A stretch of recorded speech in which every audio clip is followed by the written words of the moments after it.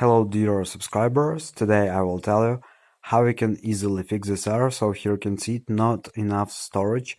This iPad can not be backed up because there is no enough iCloud storage available. You can manage your storage in the settings. So how we can fix it? This error means that your iCloud storage haven't enough space for backupping your iPad or iPhone. So for fixing it, you just need to check your storage. So just go to the settings, and in the settings you need to find here general, and in the general you need to find iPhone storage or iPad storage if you have iPad, and just try to understand where information takes a lot of your memory and what you can also delete from your phone, and maybe what apps you can clean some data from it or delete them, delete unused apps.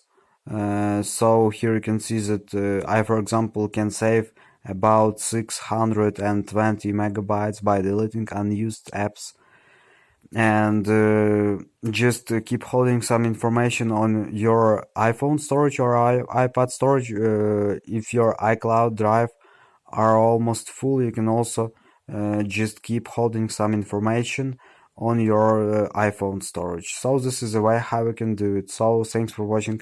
Have a nice day. Subscribe to my channel, click like, and goodbye.